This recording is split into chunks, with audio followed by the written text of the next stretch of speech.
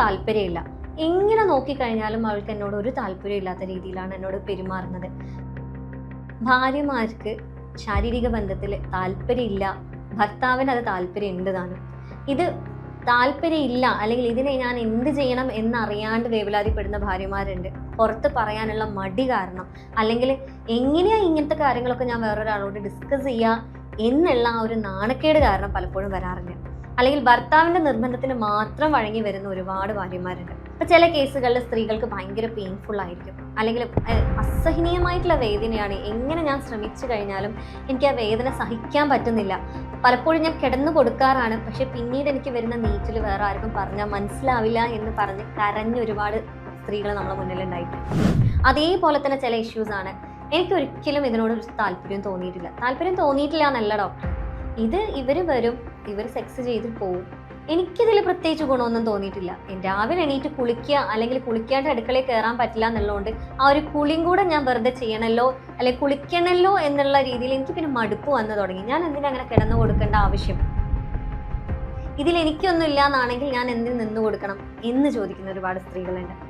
അപ്പൊ നിങ്ങളുടെ ഹസ്ബൻഡിൽ അല്ലെങ്കിൽ നിങ്ങളുടെ വൈഫിന് സെക്സിൽ അല്ലെങ്കിൽ ഈ പറയുന്ന ലൈംഗിക ബന്ധങ്ങളിൽ താല്പര്യമില്ല എന്നാണെന്നുണ്ടെങ്കിൽ എന്താണ് ചെയ്യേണ്ടത്, എന്തുകൊണ്ടാണ് ഈ താല്പര്യക്കുറവ് വരുന്നത്, എങ്ങനെയാണ് ഇതിനെ മാനേജ് ചെയ്യേണ്ടത് എന്നുള്ളതാണ് ഇന്നത്തെ വീഡിയോയിൽ നമ്മൾ ഡീറ്റെയിൽ ആയിട്ട് ഡിസ്കസ് ചെയ്യുന്നത്. ഞാൻ ഡോക്ടർ ഹിബ അബ്ദുൽ മജീദ്, ഡോക്ടർ ഹിബ സാരോവിയ, പെരിന്തൽമണ്ണ, മലപ്പുറം ജില്ല.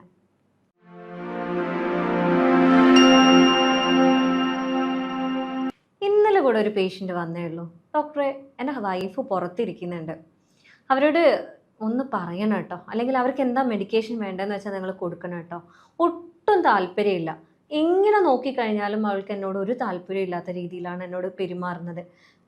അന്ന് ഡോക്ടർ ചോദിച്ചില്ലേ എന്താണ്, ഞാൻ ഭയങ്കര ചൂടനാണോ, അല്ലെങ്കിൽ വൈഫിന് എന്താണ് പ്രശ്നം, അല്ലെങ്കിൽ എൻ്റെ അടുത്താണോ പ്രശ്നം എന്നുള്ള രീതിയിൽ ചോദിച്ചില്ലേ. അവളുടെ അടുത്ത് ഞാനൊന്ന് മൂടായിട്ട് പോകുമ്പോഴേക്കും അവൾ എന്നെ തട്ടി മാറ്റുകയാണ്, എന്നോട് ചൂടാവുകയാണ്. അപ്പോൾ പിന്നെ സ്വാഭാവികമായിട്ടും എനിക്കും ദേഷ്യം വരില്ലേ എന്നുള്ള രീതിയിലായിരുന്നു അവർ പറയുന്നത്.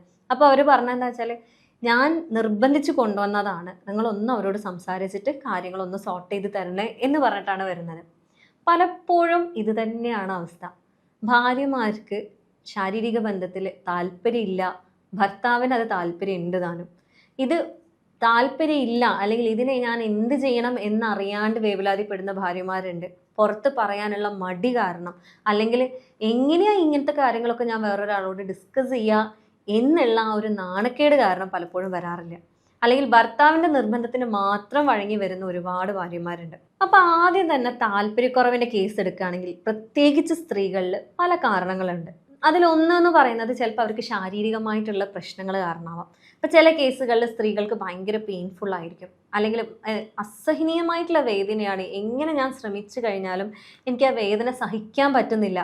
പലപ്പോഴും ഞാൻ കിടന്നു കൊടുക്കാറാണ്, പക്ഷെ പിന്നീട് എനിക്ക് വരുന്ന നീറ്റിൽ വേറെ ആർക്കും പറഞ്ഞാൽ മനസ്സിലാവില്ല എന്ന് പറഞ്ഞ് കരഞ്ഞ ഒരുപാട് സ്ത്രീകൾ നമ്മളെ മുന്നിലുണ്ടായിട്ടുണ്ട്.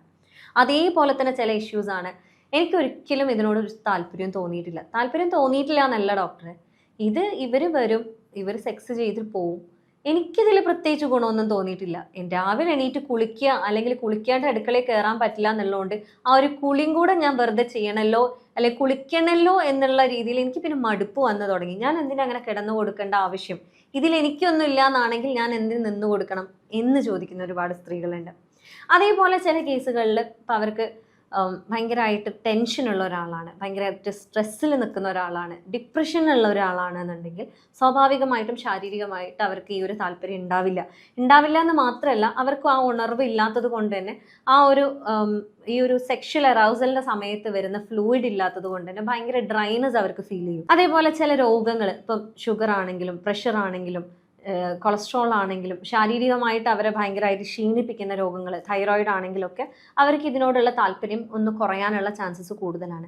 അതേപോലെ തന്നെ പറയാനുള്ളതാണ് മെനോപോസൽ ഏജ് എന്ന് പറയുന്നത്, അതായത് ഒരു 50കളിൽ അവർക്ക് താല്പര്യം കുറയും. അതേപോലെ ചില മരുന്നുകൾ കാരണം ഈ ഒരു താല്പര്യം കുറയാനുള്ള ചാൻസസ് ഉണ്ട്. അതേപോലെ ഇതിൽ പറയാനുള്ളത് ലൈഫ് സ്റ്റൈൽ എന്നുള്ളത് വളരെ ഇമ്പോർട്ടൻ്റ് ആണ്. ഇപ്പം എന്നും ഒരേ രീതിയിലേക്കാണ് നിങ്ങൾ രാവിലെ എണീക്കുന്നു, നിങ്ങൾ കാര്യങ്ങളൊക്കെ ചെയ്യുന്നു, മക്കളെ നോക്കുന്നു, ഹസ്ബൻഡിനെ നോക്കുന്നു, വീട് നോക്കുന്നു, നിങ്ങൾ വീണ്ടും രാത്രിയാവുന്നു, കിടക്കുന്നു, വീണ്ടും രാവിലെ എണീക്കുന്നു. നിങ്ങൾക്ക് വേണ്ടിയിട്ട് നിങ്ങളൊരു ടൈം സ്പെൻഡ് ചെയ്യുന്നില്ല എന്നുള്ളൊരവസ്ഥയാണ് എന്നുണ്ടെങ്കിൽ, അതേപോലെ തന്നെ നിങ്ങൾക്ക് വേണ്ടിയിട്ട് നിങ്ങൾ ഒരു എക്സസൈസോ നിങ്ങളെ ശ്രദ്ധിക്കാൻ വേണ്ടിയിട്ടുള്ള ഒരു ഭക്ഷണമോ ഒന്നും നിങ്ങൾ ചെയ്യുന്നില്ല എന്നാണെന്നുണ്ടെങ്കിൽ സ്വാഭാവികമായിട്ടും അവിടെ ഒരു മടുപ്പ് എന്ന് പറയുന്ന ഒരു സാധനം ക്രിയേറ്റഡ് ആവും. നിങ്ങൾക്ക് ഇതിനോടുള്ള താല്പര്യങ്ങൾ കുറയാനുള്ള ചാൻസസ് കൂടുതലാണ്. അതേപോലെ തന്നെ മറ്റൊരു കേസാണ് വൈഫും ഹസ്ബൻഡും തമ്മിലുള്ള റിലേഷൻഷിപ്പിൽ ഇഷ്യൂസ് വരുന്നത് എന്നുള്ളത്.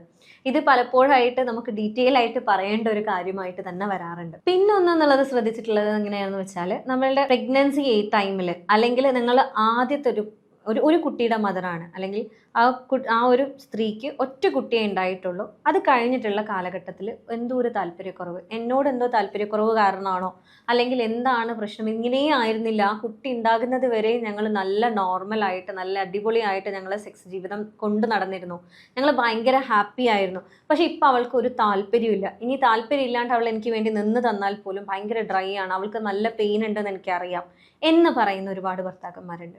നിങ്ങളോട് എനിക്ക് പറയാനുള്ളത് എന്താണെന്ന് വെച്ചാൽ, പലപ്പോഴും ഈ ഒരു ആദ്യമായിട്ട് അമ്മയാവുന്ന ഒരു സ്ത്രീക്ക് എന്ന് പറഞ്ഞാൽ ഒരുപാട് ചാലഞ്ചസ് അവരുടെ ലൈഫിലുണ്ട്. അതായത് അവർ ആദ്യമായിട്ടാണ് ഒരു കുട്ടീനെ സ്വന്തമായിട്ട് ഫുൾ റെസ്പോൺസിബിലിറ്റി ഏറ്റെടുത്ത് ചെയ്യുന്നത്. അതുവരെ എങ്ങനെയാണെങ്കിലും ഉത്തരവാദിത്തം മൊത്തം അവരുടെ തലയിലില്ല. പക്ഷെ ഈ ഒരു കുട്ടിയെ വളർത്തുക എന്ന് പറയുന്നത്, പാല് കൊടുക്കുക, അല്ലെങ്കിൽ ആ ഒരു ടൈമിന് അവർക്ക് ഫീഡ് ചെയ്യേണ്ടത് എങ്ങനെയാണെന്ന് അറിയില്ല, കുട്ടീനെ എങ്ങനെ പിടിക്കണം എന്നറിയില്ല, കുട്ടീനെ എങ്ങനെ ഉറക്കണം എന്നറിയില്ല, കുട്ടി വല്ലാണ്ട് കരയുമ്പോൾ ബാക്കിയുള്ളവരുടെ റിയാക്ഷൻസിനോട് എങ്ങനെ പെരുമാറണം എന്നറിയില്ല, പലപ്പോഴായിട്ട് പോസ്റ്റ്പാർട്ടം ഡിപ്രഷൻസ് ഉണ്ടാവാറുണ്ട്, ഇതിനെങ്ങനെ ഹാൻഡിൽ ചെയ്യണം എന്നറിയില്ല. ഇങ്ങനെയുള്ള ഒരുപാട് കാര്യങ്ങളുണ്ട്. ചില ആളുകളുണ്ട് 5 വർഷമായിട്ടും ഡോക്ടർ ഈ പോസ്റ്റ്പാർട്ടം ഡിപ്രഷൻ ഒന്നും മാറില്ലേ എന്ന് ചോദിക്കാറുണ്ട്. പക്ഷേ പോസ്റ്റ്പാർട്ടം ഡിപ്രഷൻ മാത്രമല്ല, അത് കഴിഞ്ഞിട്ട് ഫോളോയിങ് ആയിട്ടുള്ള ഒരുപാട് കാര്യങ്ങളുണ്ട്, ഘടകങ്ങളുണ്ട്.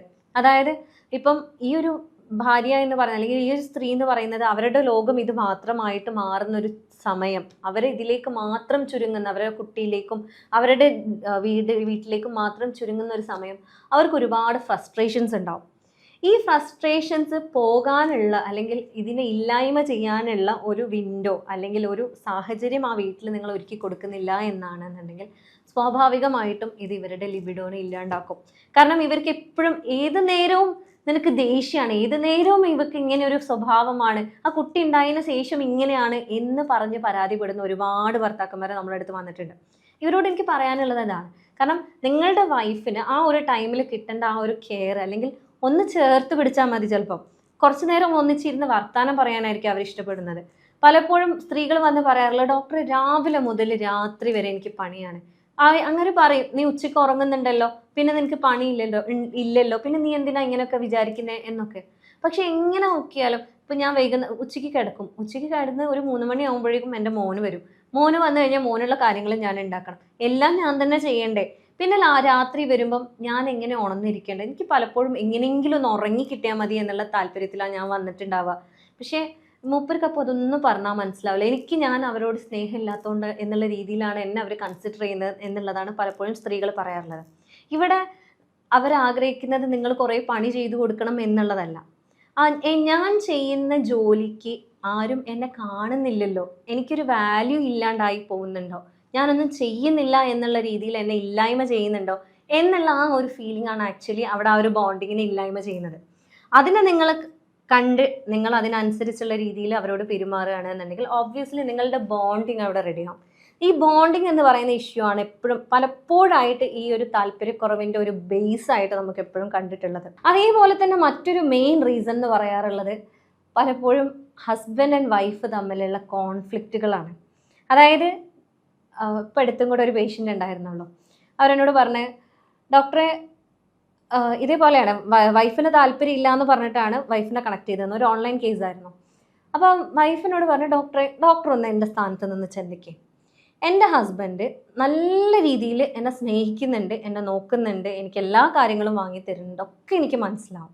പക്ഷേ ദേഷ്യം എന്ന് പറഞ്ഞാൽ ആളൊരു ബിസിനസ്മാനാണ്. അതുകൊണ്ട് എന്ത് പറഞ്ഞാലും എന്ന് പറയുമ്പോൾ തന്നെ അതിൻ്റെ അപ്പുറം വല്ല രീതിയിലേക്കുള്ള ഒരു ചൂടാവലാണ് ആളുടെ അടുത്ത് നിന്ന് വരാറുള്ളത്. ചിലപ്പം ഭയങ്കരമായിട്ട് ഹേർട്ടായി പോവാറുണ്ട്. പക്ഷേ ഈ രീതിയിൽ ഹേർട്ടായി പോയി ആൾ വീട്ടിൽ നിന്ന് അങ്ങ് ഇറങ്ങിപ്പോവും. ആൾ എവിടേക്കാന്ന് വെച്ചാൽ ഇറങ്ങിപ്പോവും. പിന്നെ അതിനോട് മിണ്ടൊന്നുമില്ല, അങ്ങ് ഇറങ്ങിപ്പോവും.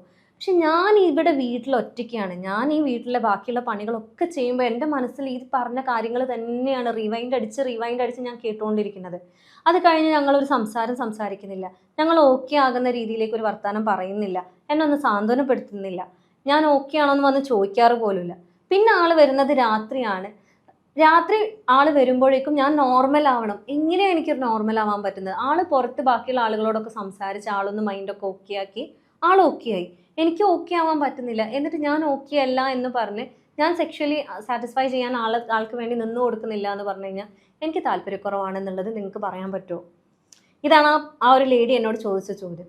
ഇത് തന്നെയാണ് പലപ്പോഴും പല സ്ത്രീകൾക്കും ഉണ്ടാകുന്നത്. അതായത് അപ്പം ഹസ്ബൻഡ് എന്നോട് പറഞ്ഞത്, ഡോക്ടറെ ഇത് ഇന്നലത്തെ കാര്യമല്ല, ചിലപ്പോൾ പറയാൻ തുടങ്ങി കഴിഞ്ഞാൽ 10 കൊല്ലം മുന്നത്തെ കാര്യം അടക്കം അവൾ എടുത്തിടും. പിന്നെ ഞാൻ എന്താ ചെയ്യുക? എനിക്ക് ചിലപ്പോൾ ഓർമ്മ പോലും ഉണ്ടാവില്ല അന്നുണ്ടായ കാര്യം എന്താണ് എന്നുള്ളത്. പഴയ കാര്യങ്ങൾ എടുത്തിട്ടിട്ട് എന്താ ഇപ്പം കാര്യം എന്നുള്ളത്. പക്ഷെ പലപ്പോഴായിട്ട് നിങ്ങൾ മനസ്സിലാക്കേണ്ട ഒരു കാര്യമുണ്ട്. അത് സ്ത്രീ ആണെങ്കിലും പുരുഷനാണെങ്കിലും ഇത് ആരുടെയും തെറ്റല്ല. ഓക്കെ, നിങ്ങൾ തമ്മിൽ ഒരുപാട് കോൺഫ്ലിക്ട്സ് ഉണ്ടായിട്ടുണ്ടാവും, പല രീതിയിലുള്ള തെറ്റിദ്ധാരണകൾ ഉണ്ടായിട്ടുണ്ടാവും. ഇത് നിങ്ങളുടെ കുറ്റമല്ല. നിങ്ങൾ എപ്പോഴും സ്നേഹിക്കാൻ വേണ്ടിയിട്ട് മാത്രമാണ് നിങ്ങൾ ശ്രദ്ധിക്കേണ്ടത്. അതായത് നിങ്ങളുടെ മുൻഗണന എന്ന് പറയുന്നത് സ്നേഹം എന്നുള്ളതാണ്. ഞാനാണ് ശരി, നീയാണ് ശരി എന്നാണെന്നുണ്ടെങ്കിൽ ഒരിക്കലും അവിടെ ആ ഒരു സ്നേഹത്തിന് വിലയില്ലാണ്ടാവും. നിങ്ങൾക്ക് പലപ്പോഴും എന്താ സംഭവിക്കുന്നതെന്ന് വെച്ചാൽ ഒരു പ്രശ്നം ഉണ്ടായിക്കഴിഞ്ഞാൽ പലപ്പോഴും പുരുഷന്മാർ അതിൽ നിന്ന് ഒന്ന് മാറി നിന്ന് കഴിഞ്ഞാൽ അവരുടെ മൈൻഡ് ഓക്കെ ആവും. അപ്പോൾ അവരും അത് തന്നെയാണ് എക്സ്പെക്ട് ചെയ്യുന്നത്. സ്ത്രീകൾ ആ ഒരു കാര്യത്തിനെ കുറിച്ച് ആലോചിക്കുന്നത് മാറി വേറെ എന്തെങ്കിലും ചെയ്ത് കഴിഞ്ഞാൽ അവർ ഓക്കെ ആവുമല്ലോ എന്നുള്ളതാണ്. ഇതിങ്ങനെയാണ് പടച്ചോൻ നിങ്ങളെ ഉണ്ടാക്കിയിട്ടുള്ളത്. നിങ്ങളുടെ സൈക്കോളജി ഇങ്ങനെയാണ്. സ്ത്രീൻ്റെയും പുരുഷൻ്റെയും എൻറ്റയർലി ഡിഫറെൻറ്റ് സൈക്കോളജിയാണ്. ഇത് ആരുടെയും കുറ്റമല്ല. അപ്പോൾ ഇതിൽ പറയാനുള്ളത്, സ്ത്രീകൾ എന്താണ് ആഗ്രഹിക്കുന്നതെന്ന് വെച്ചാൽ അതിനെക്കുറിച്ച് സംസാരിക്കാനാണ്. പലപ്പോഴും പല കോൺഫ്ലിക്റ്റ്, പല കാര്യങ്ങളും ജസ്റ്റ് ഒന്ന് അവർക്ക് അവരുടെ മനസ്സിലുള്ള കാര്യങ്ങൾ അവരങ്ങ് തുറന്നടിച്ച് പറഞ്ഞു കഴിഞ്ഞാൽ അത് ചിലപ്പോൾ ഒരു കരച്ചിലുണ്ടാവും, ഒന്ന് ദേഷ്യപ്പെടും, ഒരു കരച്ചിലുണ്ടാവും, അതോടുകൂടെ അതങ്ങ് തീരും. അത് ആ ഒഴുക്കിൽ അങ്ങ് തീർന്നു പോയി ആൾ പിന്നെ ഓക്കെ ആവും. പക്ഷെ അങ്ങനെ ഒരു വെൻഡിങ് ഔട്ട് സിസ്റ്റം അവിടെ ഇല്ല എന്നാണെന്നുണ്ടെങ്കിൽ നിങ്ങൾ 10 എന്നല്ല, ഇനിയിപ്പോൾ നിങ്ങൾ കല്യാണം കഴിച്ചിട്ട് 70 കൊല്ലമായിട്ടുണ്ടെങ്കിൽ പോലും ആദ്യത്തെ ആനിവേഴ്സറിക്ക് നിങ്ങളുണ്ടായ അടി അന്ന് വരെ അവർക്ക് ഓർമ്മ ഉണ്ടാവും. കാരണം സ്ത്രീകളുടെ മനസ്സിൽ ചില മുറിവുകൾ എന്ന് പറയുന്നത് അങ്ങനെയാണ്. അപ്പം നിങ്ങൾ തമ്മിൽ ഓരോ പ്രശ്നത്തിനെയും എങ്ങനെ ഹാൻഡിൽ ചെയ്യുന്നത്, നിനക്ക് എന്തെങ്കിലും പറയാനുണ്ടെങ്കിൽ പറ എന്ന് പറയുന്നതോടുകൂടെ ചിലപ്പോൾ സ്ത്രീകളൊന്നും പറയാണ്ടാവും. ആ ഒരു അതോറിറ്റേറ്റീവിലാണ് നിങ്ങൾ സംസാരിക്കുന്നത്. നിനക്കൊന്നും പറയാനില്ലേ, നിനക്ക് എന്തെങ്കിലും പറയാനുണ്ടെങ്കിൽ തുറന്നടിച്ച് പറ, എന്നാൽ നിങ്ങൾക്ക് തീരുമല്ലോ എന്നുള്ള രീതിയിലാണ് നിങ്ങൾ ഹസ്ബൻഡ് സംസാരിക്കുന്നതെന്നുണ്ടെങ്കിൽ അത് പറയാൻ പോകുന്നില്ല, പറയാൻ കഴിയില്ല അവർക്ക്. അപ്പോൾ എപ്പോഴും നിങ്ങൾ ആ ഒരു ഇമോഷണൽ കണക്ഷനോട് കൂടെ, അവരുടെ ലോജിക്ക് നടക്കുന്ന കാര്യമല്ല.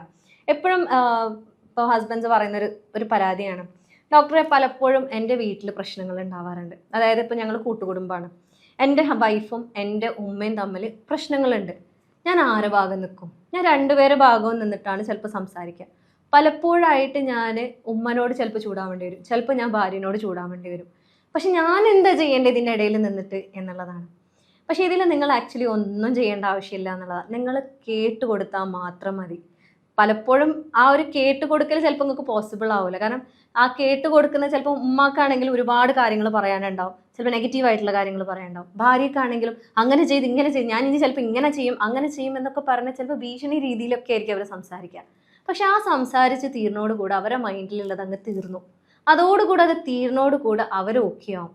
അവർ ഓക്കെ ആയി കഴിഞ്ഞ് കഴിഞ്ഞാൽ പിന്നെ അങ്ങനെ ഒരു സംഭവം അവിടെ ഉള്ളതായിട്ട് ഉണ്ടാവില്ല.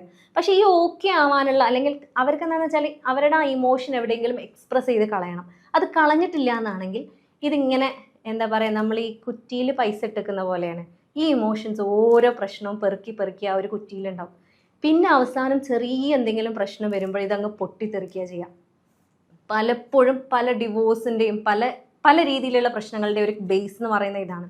അപ്പം ഈ ഒരു ഇമോഷണലായിട്ട് നിങ്ങൾക്ക് കണക്ട് ചെയ്യാൻ പറ്റുന്ന രീതിയിൽ അങ്ങോട്ടും ഇങ്ങോട്ടും സംസാരിക്കുകയാണെന്നുണ്ടെങ്കിൽ നിങ്ങൾക്ക് ആ ഒരു ബോണ്ടിങ്, ആ ഒരു കണക്ഷൻ തിരിച്ചു കൊണ്ടുവരാനും, ആ ഒരു ലിബിഡോ എന്ന് പറയുന്നത്, സ്ത്രീകൾക്ക് ആ ഒരു മെൻ്റൽ കണക്ഷൻ ഇല്ലാണ്ട് ഒരിക്കലും ഫിസിക്കൽ കണക്ഷന് തോന്നില്ല. അവരെ തൊടാൻ പോലും അവർ ആക്ച്വലി ആഗ്രഹിക്കില്ല. നിങ്ങൾക്ക് ആ ഒരു മെൻ്റൽ കണക്ഷൻ അവർക്ക് നിങ്ങളോട് ഉണ്ടെങ്കിൽ മാത്രമേ അവർക്ക് നിങ്ങളോട് ആ സ്നേഹം ഫിസിക്കലി തോന്നുള്ളൂ. പുരുഷന്മാർക്ക് നേരെ തിരിച്ചാണ്. പുരുഷന്മാർക്ക് ആ ഒരു ഫിസിക്കൽ കണക്ഷൻ ഉണ്ടാകുമ്പോഴാണ് അവർക്ക് ആ ഒരു ഇമോഷണൽ കണക്ഷൻ ഒന്നുകൂടെ കൂടുക എന്നുള്ളതാണ്. അപ്പം ഈ ഒരു ബേസിക് ഡിഫറൻസ് നിങ്ങൾ മനസ്സിലാക്കുകയാണെന്നുണ്ടെങ്കിൽ എൻ്റെ ക്ലിനിക്കിൽ ഞാൻ കണ്ടിട്ടുള്ള ഒരു 90% കേസസും ഈ ഒരു ബേസിലാണ് പ്രശ്നം തുടങ്ങിയിട്ടുണ്ടാവുക.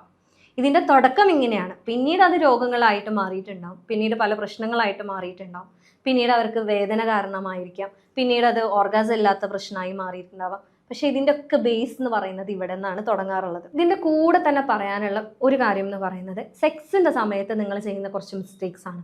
ഇതിൽ നിങ്ങൾ നിർബന്ധമായിട്ടും ശ്രദ്ധിക്കേണ്ട ഒരു കാര്യം എന്ന് പറയുന്നത് പുരുഷന്മാർക്കെല്ലാം പെട്ടെന്ന് മൂടാവും, പെട്ടെന്ന് ആ ഒരു കാര്യത്തിലേക്ക് ഇറങ്ങാൻ കഴിയും, പെട്ടെന്ന് കാര്യം തീർക്കുക, പെട്ടെന്ന് നിർത്തുക എന്നുള്ള രീതിയിലേക്ക് പോകാൻ കഴിയും. പക്ഷെ സ്ത്രീകളുടെ ശരീരം എന്ന് പറയുന്നത് കുറച്ചും കൂടെ സ്ലോ ആണ്. അതായത് ആ ഒരു മൈൻഡ് സെറ്റിലേക്ക് വരാൻ കുറച്ച് ബുദ്ധിമുട്ടാണ്, കുറച്ച് സമയം എടുക്കും ആക്ച്വലി. ഇനി അവർക്ക് എത്ര സ്നേഹം ഉണ്ടെങ്കിലും എത്ര ഇഷ്ടപ്പെടുന്നുണ്ടെന്നുണ്ടെങ്കിലും അവർക്ക് ആ ഒരു ബോഡി ആ ഒരു രീതിയിലേക്ക് ഹീറ്റപ്പ് ചെയ്ത് ആ ഒരു ഡിസയർ വരണമെന്നുണ്ടെങ്കിൽ കുറച്ച് ടൈം എടുക്കും. ആ ടൈം എടുത്ത് അവർ ആ ഒരു സ്റ്റേറ്റിലേക്ക് എത്തി അതിന് ശേഷം നിങ്ങൾ അതായത് നിങ്ങളുടെ ഫോർ പ്ലേ എപ്പോഴും ഭയങ്കര സ്ലോ ആയിരിക്കണം. നിങ്ങളുടെ ഫോർ പ്ലേ എന്ന് പറയുന്നത് നിങ്ങളുടെ ബെഡ്റൂമിൽ നിന്ന് മാത്രമായിരിക്കരുത്. ഫോർ പ്ലേ എന്ന് പറയുന്നത് ജസ്റ്റ് ഫിസിക്കലായിട്ട് ടച്ച് ചെയ്യുന്നത് മാത്രമല്ല, ഉമ്മ വെക്കുന്നതോ കെട്ടിപ്പിടിക്കുന്നതോ തലോടുന്നതോ ഒന്നുമല്ല ഫോർ പ്ലേ ആക്ച്വലി. ഒരു സ്ത്രീനെ സംബന്ധിച്ചിടത്തോളം അവരെ ഒന്ന് ചേർത്ത് പിടിക്കുന്നത്, അവരോടൊന്ന് സംസാരിക്കുന്നത്, അവരെ കൈകോർത്ത് നിൽക്കുന്നത്, അല്ലെങ്കിൽ ജസ്റ്റ് ഒന്ന് ഡിഫെൻഡ് ചെയ്ത് നിൽക്കുന്നത് പോലും, വെറുതെ ഒന്ന് നോക്കുന്നത് പോലും ആക്ച്വലി അവർക്കൊരു ഫോർ പ്ലേ ആണ്. സോ ആ ഒരു രീതിയിലേക്ക് നിങ്ങളുടെ ബോണ്ടിങ് ഫസ്റ്റ് സ്റ്റാർട്ട് ചെയ്യുക. ഈ ബോണ്ടിങ് എന്ന് പറയുന്നതാണ് ഫോർ പ്ലേൻ്റെ ഫസ്റ്റ് സ്റ്റെപ്പ് എന്ന് പറയുന്നത്. അതിന് ശേഷമാണ് ആക്ച്വലി നിങ്ങൾ ഇടയ്ക്കൊരു ശൃംഗാരവും അല്ലെങ്കിൽ ഇടയ്ക്ക് ടീസിങ്ങും കാര്യങ്ങളൊക്കെ കൊണ്ട് നടന്ന് പിന്നീട് നിങ്ങളെ ബെഡ്റൂമിലേക്ക് എത്തിക്കുക എന്നുള്ളത് പറയാൻ. ഇത് ഇത്രയും ലെങ്തി ആയിട്ടുള്ള ഒരു പ്രോസസ്സാണ്. ഇത്രയും നിങ്ങൾ ശ്രദ്ധിക്കുന്നില്ല എന്നുണ്ടെങ്കിൽ പലപ്പോഴായിട്ട് പലരും പറയുന്ന ഈ ഒരു സമയക്കുറവിൻ്റെ പ്രശ്നം പോലും ഇവിടെയാണ് പ്രശ്നം വരുന്നത്. കാരണം നിങ്ങൾ ഫോർ പ്ലേ ഇതിൽ ശരിയല്ലാത്തത് കൊണ്ടാണ് പലപ്പോഴും ഈ ഒരു പ്രശ്നം വരുന്നത്. അപ്പം നിങ്ങൾ റഷ് ചെയ്തിട്ട് കാര്യങ്ങൾ ഹാൻഡിൽ ചെയ്യരുത്. എപ്പോഴും സോഫ്റ്റ് ആൻഡ് ജെന്റിലർ ആയിട്ടുള്ള ടച്ചസ് ആണ് ഒരു സ്ത്രീനെ ഏറ്റവും കൂടുതൽ ഉണർത്തുന്നത്. ഇത് ഉണർന്നതിന് ശേഷം മാത്രമാണ് നിങ്ങൾ ആക്ച്വലി ഇതിലേക്ക് പോകുന്നത്, അല്ലെങ്കിൽ ഈ ഒരു സെക്ഷൽ ആയിട്ടുള്ള രീതിയിലേക്ക് പോകുന്നതെന്നുണ്ടെങ്കിൽ സ്വാഭാവികമായിട്ടും ഏതൊരു സ്ത്രീക്കും ഇതിനോട് താല്പര്യം വന്നു തുടങ്ങും. അപ്പം ഇനിയിപ്പോൾ ലിബിഡോ കൂട്ടാനുള്ള, അല്ലെങ്കിൽ ഈ ഒരു സ്ത്രീക്ക് എങ്ങനെ നമുക്ക് ലിബിഡോ കൂട്ടാൻ പറ്റും, എന്ത് മെഡിസിൻ കൊടുക്കണം എന്നൊക്കെ പറഞ്ഞിട്ടാണ് ചിലപ്പം ആളുകൾ വിളിക്കുക. അപ്പം ലിബിഡോ കൂട്ടാനുള്ള കുറച്ച് കാര്യങ്ങൾ ഞാൻ നേരത്തെ പറഞ്ഞതുപോലെ കാര്യങ്ങൾ ചെയ്യുക. അതേപോലെ തന്നെ നിങ്ങൾക്ക് ചെയ്യാവുന്നതാണ് അവർക്ക് ചില ഫുഡുകൾ വാങ്ങിക്കൊടുക്കുക എന്നുള്ളത്. അതായത് ഒന്നെന്ന് പറയുന്നത് മക്ക റൂട്ട് എന്ന് പറയുന്നതാണ്. അതായത് അവരുടെ ആ ഒരു സ്ട്രെസ്സിനെ കുറയ്ക്കാനും അതേപോലെ ഈ ഒരു സെക്ഷൽ ഡിസയർ കൂട്ടാൻ നന്നായിട്ട് ഹെൽപ്പ് ചെയ്യുന്നതാണ്. അതേപോലെ ഡാർക്ക് ചോക്ലേറ്റ്സ് വളരെ ഹെൽപ്ഫുൾ ആയിട്ട് കണ്ടിട്ടുണ്ട്. അതായത് ഈ പറയുന്ന ഫ്ലാവനോയിഡ്സ് എന്ന് പറയുന്നത് അവരുടെ ശരീരത്തിലുള്ള ആ ഒരു എക്സ്ട്രീം ആയിട്ട് സ്ട്രെസ്സായിട്ട് നിൽക്കുന്നതിന് ആൻറ്റി ഡിപ്രസൻ്റ് ആയിട്ട് വർക്ക് ചെയ്യുന്ന ഒരു സംഭവമാണ്. അതേപോലെ അവക്കാഡോ, അവർക്ക് ആ ഒരു ഹെൽത്തി ആയിട്ടുള്ള ഒരു ഫീലിംഗ്, ഒരു സ്റ്റാമിന കിട്ടാൻ വേണ്ടിയിട്ട്, ആ ഒരു ടയേർഡ്നെസ് എപ്പോഴും ഇല്ലാണ്ടിരിക്കാൻ വേണ്ടിയിട്ട് ഹെൽപ്പ് ചെയ്യുന്ന ഒന്നാണ്. അതേപോലെ ഒന്നാണ് ആപ്പിൾ എന്ന് പറയുന്നത്, ഇവരുടെ ആ സെക്സ് ഡ്രൈവിനെ നന്നായിട്ട് കൂട്ടുന്ന ഒന്നാണ്. അപ്പോൾ ഇത്രയും കാര്യങ്ങൾ നിങ്ങൾ ശ്രദ്ധിക്കുന്നുണ്ട് എന്നുണ്ടെങ്കിൽ ഒരു പരിധി വരെ ആക്ച്വലി ഒരു മരുന്നും ഇല്ലാണ്ട് ഇത് സോൾവ് ചെയ്യാവുന്ന ഒരു പ്രശ്നം മാത്രമാണ്. പക്ഷെ ഇങ്ങനെയൊക്കെ ചെയ്തിട്ട് ഇതിൽ മാറ്റം വരുന്നില്ല, നിങ്ങൾക്ക് ഒന്നും ചെയ്യാൻ പറ്റുന്നില്ല എന്നാണെന്നുണ്ടെങ്കിൽ അവിടെ എന്തായാലും നിങ്ങളൊരു ഡോക്ടറെ കൺസൾട്ട് ചെയ്യേണ്ടതുണ്ട്. പരസ്പരം അങ്ങോട്ടും ഇങ്ങോട്ടും നിങ്ങൾ വെറുതെ കുറ്റപ്പെടുത്തിയോണ്ട് ഈ ഒരു പ്രശ്നം മാറാൻ പോകുന്നില്ല. കൂടുതൽ അകൽച്ച വരുമ്പോൾ കൂടുതൽ പ്രശ്നങ്ങൾ വഷളാവുകയുള്ളൂ. സോ ഇതിനെക്കുറിച്ച് കൂടുതൽ അറിയണം, അല്ലെങ്കിൽ ഇതിന് വേണ്ടിയിട്ട് നിങ്ങൾ കൺസൾട്ടേഷൻ ആഗ്രഹിക്കുന്നുണ്ട് എന്നുണ്ടെങ്കിൽ നിങ്ങൾക്ക് എന്നെ കോൺടാക്ട് ചെയ്യാവുന്നതാണ്. ഞാൻ ഡോക്ടർ ഹിബ അബ്ദുൽ മജീദ്, ഡോക്ടർ ഹിബ സരോവിയ, പെരിന്തൽമണ്ണ, മലപ്പുറം ജില്ല.